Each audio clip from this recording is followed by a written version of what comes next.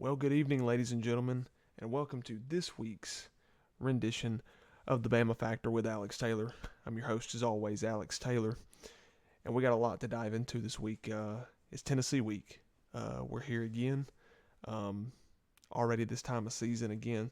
Third Saturday in October, Alabama, Tennessee from Knoxville, Tennessee, Saturday on ABC, 3:30 Eastern, 2:30 Central Time. Already here, already at the halfway point of the season. Hard to believe, hard that we are just flying through the college football season the way that we are. A lot of upsets, a lot of interesting games.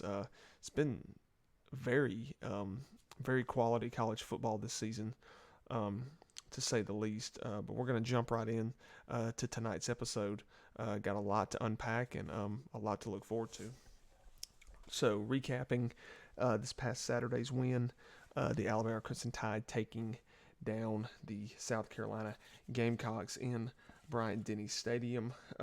Not really the showing that a lot of us fans really wanted to see. Nonetheless, a win is a win.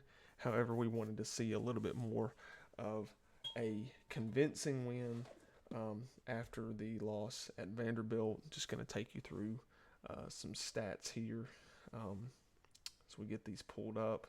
So Jalen Milroe finishing the day 16 of 23 for 209 with a passing touchdown. 2 interceptions, though, very unlike himself. He also on the ground as well. 18 carries for 36 yards, 2 touchdowns on the ground with some design quarterback runs as well. Jeremy Bernard leading the way in the receiving category with 4 catches for 89 yards and the lone passing touchdown recipient. Going to the defensive side of the ball, Keon Sabb led the team in total tackles with 12, followed by Deontay Lawson with 9 and Jahad Campbell with 7. Crimson Tide did also manage on the day 7 tackles for a loss, 4 sacks to cap the win over South Carolina. Just some team stats. Alabama finished with 313 total yards, 209 passing, 104 on the ground. The Tide did have 2 turnovers, but they forced 4 out of the Gamecocks. The Crimson Tide also had 7 penalties to the Gamecocks 6. Yards per pass, Tide were up there around the 10 yards per pass mark, but the 2 interceptions thrown were definitely surprising, to say the least. But at the end of the day, you find a way to win. You find a way to grind out games like this. Should it have really been this close? No. But that's the nature of college football these days. Every team, especially the SEC, there is no apologies. There's no week off in the SEC. The SEC is the best conference. It's the toughest conference, and you kind of have all of these teams literally beating each other up throughout the entire season. And that's what every team in the SEC is really doing this year. You know, you watch Florida, Tennessee last week. You know, you watch Georgia, Mississippi State. You watch Alabama, South Carolina. You watch LSU and Ole Miss. You know, these teams are going to beat each other up through the season. It's the toughest conference. It's the best conference. It's the most competitive conference. It's why they're going to have a lot of college football playoff representatives for years to come, and why they have put out the most draft picks, why they put out the most award winners, All-Americans, and so on. But at the end of the day, you find a way to win. You find a way to grind this out. And I think that says a lot about the team, especially coming off of a loss. Now, should we have really, in my opinion, won the game in a more convincing fashion against South Carolina? Yes. But am I upset that we only won by 2 points? Not at all. Like, we have things to fix, we have things to improve, but at the end of the day, you need to appreciate winning. Now, I still think there's glaring concerns that need to be addressed, especially going into this week's game and, the schedule that we have upcoming. But you need to appreciate the art of winning and understand that it's not easy. And the fact that we played one of our worst games the week after a loss and still found a way to win. you're talking about a South Carolina team that routed Kentucky 31-6, and a Kentucky team that then beat Ole Miss. You're talking about a team that was down to the very last drive against LSU, who just beat Ole Miss as well. You know, just absolutely, absolutely insane just what the SEC has produced this year.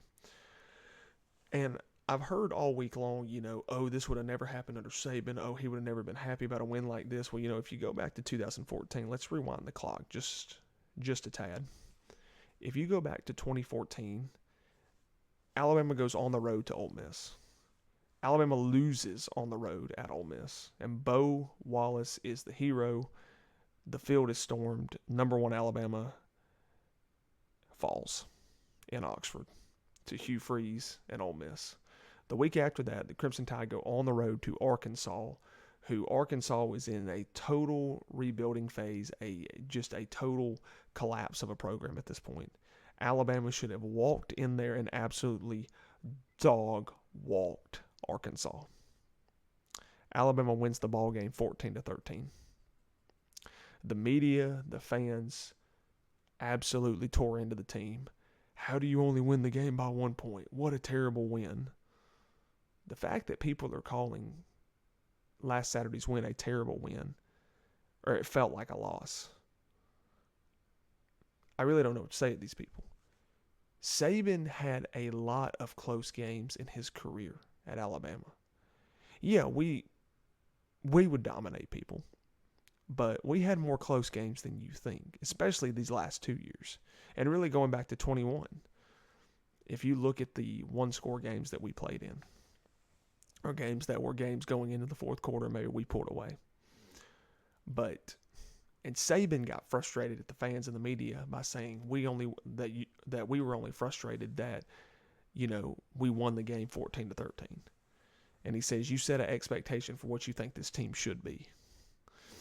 Now, I believe that we need to play to the Bama standard a little bit better, but we also need to appreciate these guys for winning. I mean, the 2 best starts in a coaching career at the University of Alabama belong to Frank Thomas and Kalen DeBoer. Kalen DeBoer threw everything. You have a new head coach, a new offensive and defensive coordinator, all new position coaches except for your D-line and your running back coach. Several transfers in. You had several guys transfer out. You lost 2 day 1 and day 2 draft picks at cornerback in Terrion and Kool-Aid. You lose your 2 best edge guys in Turner and Braswell. You lose Justin Aborgby, who was a centerpiece of your line. You lose 2 of your offensive linemen, 1 who was a top 10 draft pick. You lose your top 2 running backs in Jason Roydell. You lose your top 3 pass catchers in Jermaine Burton, Amari Niblack, and Isaiah Bond. And you bring in a lot of these guys who haven't started, who haven't had significant playing time. You're bringing in a lot of freshmen who are talented, but they're young, they're inexperienced. And you bring in a new system, a new coach, a transition in all of this. And you're sitting at 5-1 at number 7 in the country, have arguably the most impressive win in college football this season over a very tough and a very good Georgia team. And you're sitting at 5-1, and your fan base is complaining. Fire the coach. Oh, we're terrible. Oh, this is miserable. Oh, we're just falling off. I mean, people, this wasn't going to happen overnight. But the fact that we're sitting at 5-1 now, granted, I still don't think we should have lost to Vanderbilt. But the fact that we're sitting at 5-1 after all that. Any other team in the country would be drowning right now. Any other team in the country would be drowning. If Kirby Smart left Georgia, like Nick Saban retiring at Alabama, and everybody just raided Georgia and transferred out, Georgia wouldn't be doing this. Clemson wouldn't be doing this. Ohio State wouldn't be doing it. Oregon wouldn't be doing it. Texas wouldn't be doing it. You're sitting at 5-1 and we're still in the top 10, and we have the opportunity to really get a massive road win over our second top 15 opponent. I don't know what else you can complain about. But all that being said, the Tide found a way to win this last Saturday. The next topic that I want to address is the lack thereof of the running game. If you follow me on Instagram and all my socials, I put up something today about how Jam and Justice need to have a minimum of 30 combined carries this Saturday in Tennessee. Mainly due to the fact that when we run the ball, we're successful. That is not a shot against Jalen. That is not a shot against our receivers. We have an outstanding quarterback who's good with his legs as well, and I think he needs to run the ball as well. I think we need to spread the ball around to our pass catchers. Jeremy, Ryan, several guys. But we need to establish the ground game. We need to wear out Tennessee's defense. We need to have those long, sustained drives. We need to do what South Carolina and Vanderbilt did to us, having those 15 and 16 play drives, wearing out a defense, keeping their defense on the field longer, putting our offense on the field, really kind of a demoralizing drive for a defense. Taking it out of them, not only taking the physical wind out of them, but taking that motivational wind out of them as well. The running game is, I think, critical to this Saturday's game. Because we know Tennessee has a run game. And, when you look at Dylan Sampson, 15 touchdowns on the ground this year, 1 yard shy of 700, 118 carries, guys averaging almost 5 yards carry or over 5 yards carry. Tennessee's going to have a run game. We have to combat that. We have to match that. And we don't just have to match it, we got to be better. We got to stop their run game. We've got to be better. We've got to run. And that also includes Jalen. That includes Jalen 100%. He's got to run as well. And it's got to be good, designed QB runs. It's got to be ones where he's got blockers ahead of him. It's got to be ones where his receivers block well for him. It's got to be ones when we go empty. It's got to be in situations of where Jalen can get to the corner. Tennessee's very good on the corner. Tennessee has one of the best, I think, run defenses and fronts in the country. So this is going to be critical that we can get this going. If we can get Jam and Justice going, and I don't think it just needs to be for this game, it needs to be from here on out. It needs to get us going this Saturday. And then it needs to continue for the rest of the season. Another big X factor that I think we have really missed these last 2 weeks on our offense has been the absence of Kobe Prentice and Kendrick Law. Kobe Prentice and Kendrick Law, I think, are two of the biggest X factors for this Saturday's game for 2 reasons. Because of their dynamic playmaking ability and for their blocking. If you look at Kendrick Law and Kobe Prentice, they are excellent blockers on the perimeter for guys like Justice and Jalen. They're physical at the point of attack. But you look at what they can do with their ball in that. But you look at what they can do with the ball in their hands. You look at what Kendrick Law can do. You look at what Kobe Prentice can do. You look at their speed. You look at their elusiveness. These guys can flip the field. These guys can get behind the defense. These guys are very, very keen on precision route running and making explosive plays. We're going to need that this Saturday against a Tennessee defense that has, for the most part, limited explosive plays this season and hasn't really faced an offense in the caliber that is capable of explosive plays. We all know Alabama's offense has the ability to be explosive. Kobe Prentice and Kendrick Law's status for this game is going to be key. The injury report was first released today at the SEC teleconference. They are probable, so it definitely looks like these guys are playing. They're trending in the right direction, it seems. So I'm excited. I hope these guys will be suiting up Saturday, and I think they will be. We will keep you updated on their status as the injury report is released tomorrow and Friday. And we will for sure see if these guys are ready to go. So number 4, before we get into our closing keys and our predictions, I've had a lot of questions asked, especially on my Instagram Live earlier tonight, about our defense. How do we fix the defense? What's wrong with the defense? And I really went back and watched last week's game and just overall just kind of really watching our defense. And I may take some heat for this. I may come under fire. I may have some people say, I don't know what I'm talking about. I don't think the defense played all that bad last week. I don't think we did as bad as the media and our own fans are really making us out to be. Do I think we played our best? Not by a long shot. But do I think we just absolutely played horrible on defense? No. We obviously created 4 turnovers.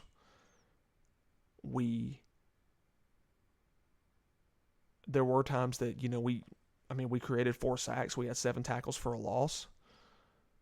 But it seems like there were a few plays in the game and a few drives in the game where our weaknesses just were magnified more than they were the whole game. You look at a 4th and 9 right before half, and you give up a long touchdown pass that was wide open. Lack of communication and just an execution error. You look at a couple third downs on like the Utah shovel pass. South Carolina really mixed in a few things that Alabama hadn't seen.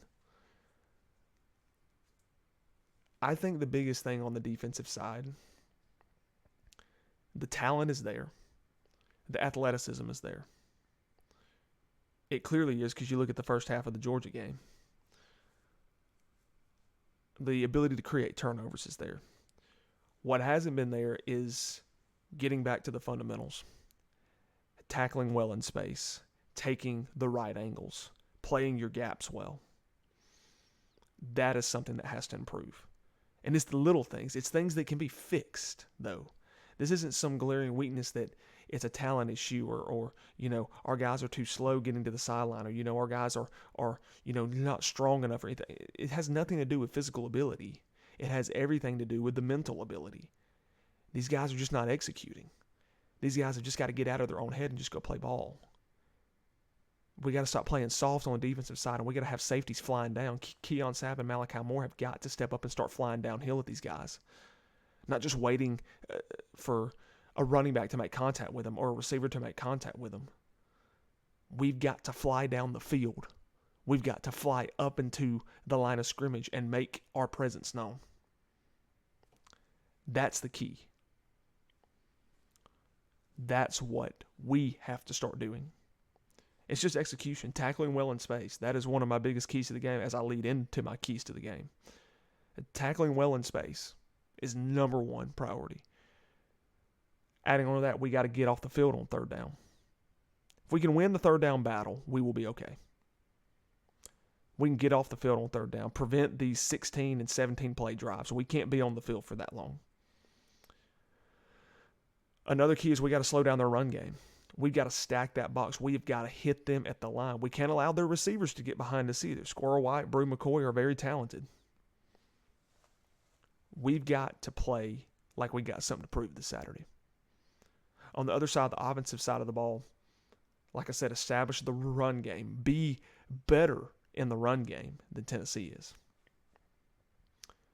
We got to distribute the ball to our playmakers. We've got to run a very sustainable, quick-hitting offense, but still have sustained drives.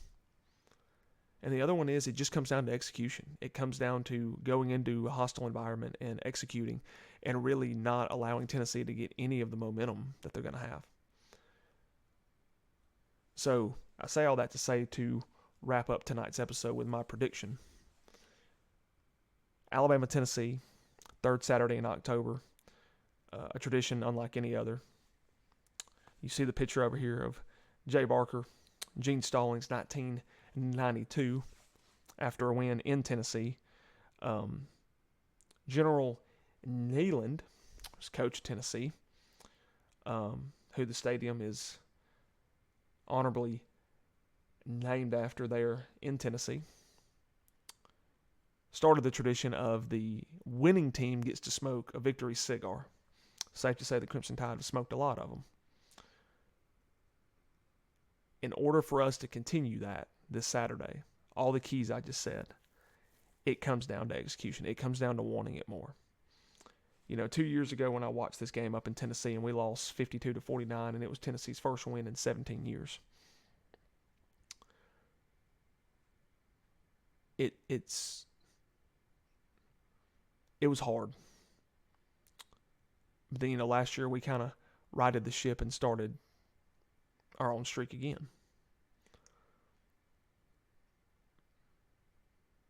But there are only a handful of guys who were on that team in 2022 who know what that loss felt like.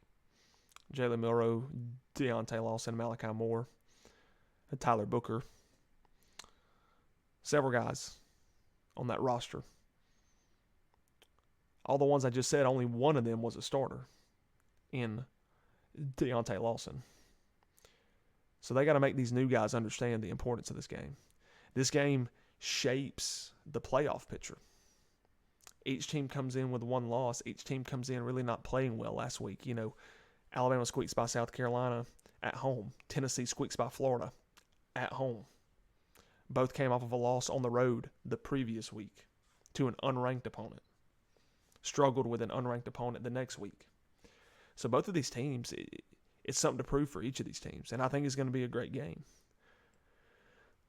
This game will come down to the explosive plays on each side of the ball. Tennessee has the capability to make explosive plays. Alabama has the capability to make explosive plays. Who makes more is going to determine the outcome of this game. Who wins the turnover battle and who dominates time of possession, because these are two offenses that like to go fast. Which team can strike first? Which team can keep the foot on the gas? What is the scoring threshold for a win in this game? Is it the first team to 20? Is it the first team to 30? I think it is the first team to 30.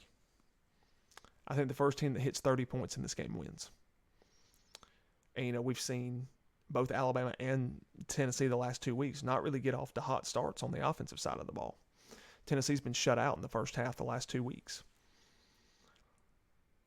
But Tennessee has a very dominant ground game.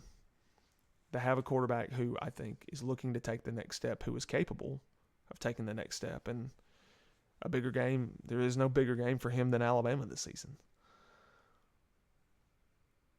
Bama has to be prepared for a war because Tennessee's prepared for one. It's going to be a hostile environment. I know it's going to be loud. Tennessee is a very good environment. But if Alabama plays the brand of Bama football that we're accustomed to, FanDuel odds have us at 2.5 right now.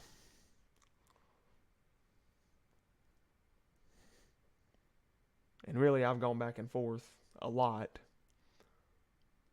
I think right now, if we come out and we do what we're supposed to, we win this game by 10 points.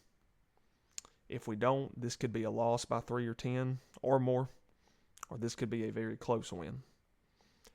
Either way, I think Alabama has the ability to make just a couple more explosive plays. Ryan Williams is due a touchdown now since he was held without one last week. That Tennessee secondary is still suspect. So I'm going with our Tide on this one. 29-21. Crimson Tide win by 8.